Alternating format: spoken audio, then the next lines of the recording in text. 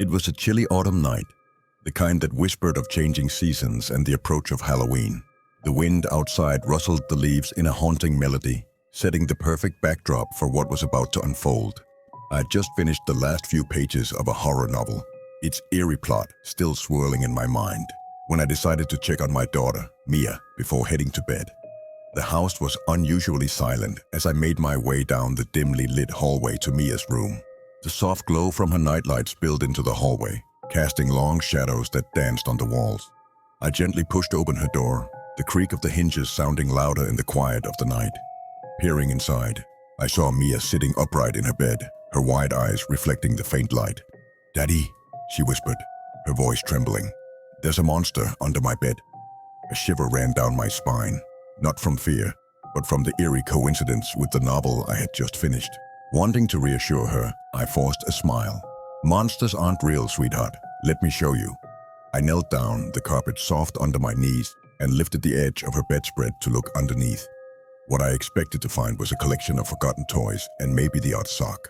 What I saw instead froze the blood in my veins. There, in the dim light, was Maya, her face pale and eyes wide with terror. "Daddy," she whispered, "there's someone on my bed." My heart pounded against my ribcage, a primal fear gripping me. I jerked my head up to look at the bed, half expecting to see nothing, a trick of the light or my imagination. But there she was, the other Mia, looking down at me with a smile that was too wide, too knowing. For a moment I was paralyzed, my mind racing to make sense of the impossible. Two daughters, identical in every way, yet one filled with fear under the bed, the other with an unsettling calm above it. The sound of my own heartbeat thundered in my ears as I stood up, my eyes darting between the two Mias. The one on the bed cocked her head to the side, that unnerving smile never wavering. "Daddy, aren't you going to check the closet next? That's where monsters like to hide." The words were like ice water down my spine. This wasn't my daughter. My Mia was the frightened girl under the bed, her eyes pleading for me to do something, anything. I reached for the Mia under the bed, my hands trembling. "Come on, sweetheart, let's get you out of here," I whispered, trying to mask the fear in my voice. As I pulled her out, the other Mia began to laugh, a sound that was both childlike and chillingly malicious. "You can't get rid of me that easily, Daddy," she taunted from the bed. With Mia clutched tightly in my arms, I backed out of the room, my eyes never leaving the imposter on the bed. The last thing I saw before I slammed the door was her jumping off the bed, her laughter echoing in the hallway. I didn't stop to think. Adrenaline fueled my steps as I rushed to my bedroom, locking the door behind us. Mia was sobbing quietly, her small body shaking with fear. "It's okay, baby, you're safe now," I whispered, though I was far from believing my own words. The rest of the night was a blur of whispered comforts and silent prayers. As the first light of dawn crept through the curtains, I finally allowed myself to relax, believing the nightmare was over. But when I opened the door, the house was eerily silent, too silent. The kind of silence that screams that something is terribly wrong. I made my way back to Mia's room, every step heavier than the last, dreading what I might find. The room was empty. No sign of the other Mia, no sign of the night's horrors. Just Mia's favorite stuffed animals and her colorful bedspread, undisturbed. I tried to convince myself it was just a bad dream, a figment of my overactive imagination fueled by the horror novel. But the fear in Mia's eyes was too real, too raw to be anything but the truth. Days turned into weeks, and life slowly returned to normal, or as normal as it could be after such a night. Mia never spoke of the incident, and I never pressed her, afraid of reigniting her fear. But sometimes, in the dead of night, I'd wake up to the faint sound of laughter, a chilling reminder that some horrors are too real to be dismissed as mere nightmares. And I couldn't shake the gnawing fear that one night, the monster under the bed would return, and I wouldn't be able to protect my daughter from the darkness that lurked just out of sight. The night was unsettlingly quiet, the kind of silence that amplifies every creak and whisper of an old house. I had been living in this echoing solitude since the tragedy that took my wife, Anna, 2 years ago. Her absence turned our home into a mausoleum of memories, each room a testament to the life we once shared. It was a little past midnight when I was jolted awake by a gentle nudge. Groggy and disoriented, I struggled to open my eyes, only to find Anna standing by the bed, bathed in the soft glow of the moonlight filtering through the curtains. "There's someone in the house," she whispered, her voice laced with urgency. The chill that ran down my spine wasn't just from the night air. Anna looked as real as she did in life, her familiar features etched with concern. I blinked hard, thinking sleep was playing tricks on my eyes, but she remained there, insistent and palpable. "How can this be?" I thought, my mind racing. The logical part of me screamed that it was impossible. Anna was gone, taken from this world in a brutal home invasion that left her lifeless body for me to find that fateful morning.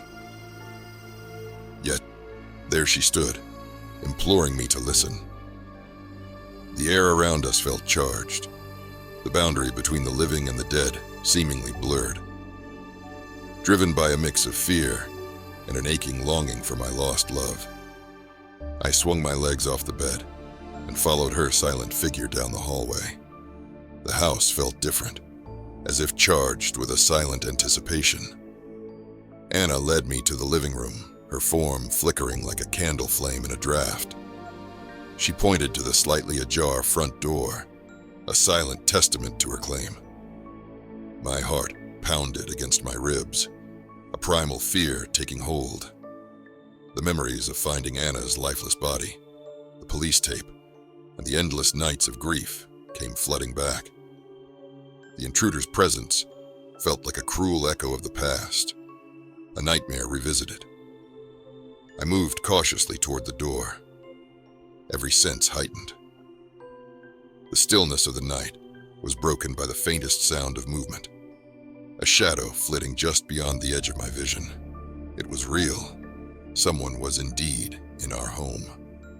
Adrenaline coursed through my veins as I reached for the baseball bat we kept by the door, a sad reminder of the measures we took too late. The shadow moved again, this time towards the back of the house, where the kitchen and the back door lay. I followed, my footsteps silent on the cold floor. The kitchen was bathed in moonlight, silver beams casting long shadows.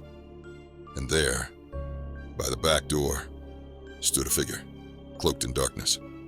Anger, fear, and grief converged into a singular purpose. This intruder, this violator of our sanctuary, would not escape.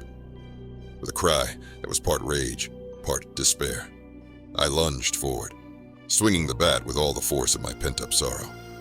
The figure turned, and for a moment, the moonlight fell upon his face. It was not the face of a stranger, but of the man convicted for Anna's murder, the man who should have been behind bars. His eyes widened in shock, not expecting to be confronted, least of all by me.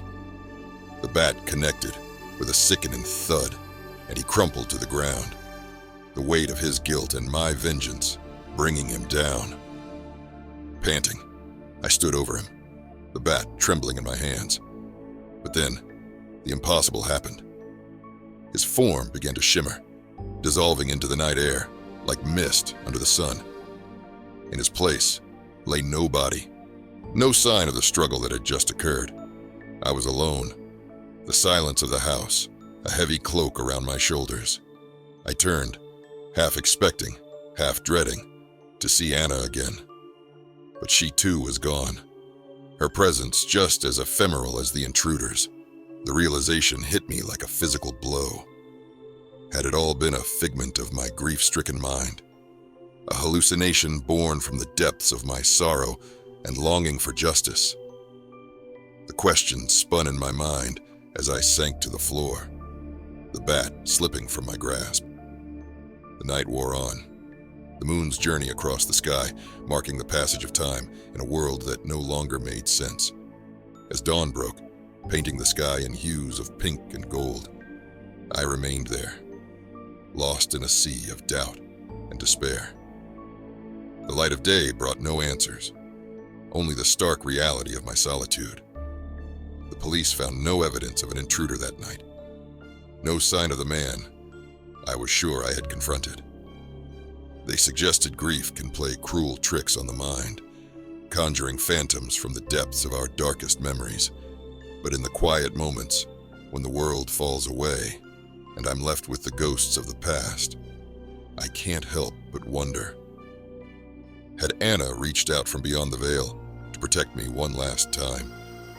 Or had my mind, shattered by loss, created the scenario to offer me a semblance of closure, a chance to face the demon that had haunted my every waking moment since her death? The answers remain just out of reach, whispers in the dark that fade with the coming of the light. But one truth remains. In the depths of our grief and despair, the boundary between the living and the dead can seem all too fragile, and love, in its most profound form, can transcend the confines of this mortal coil.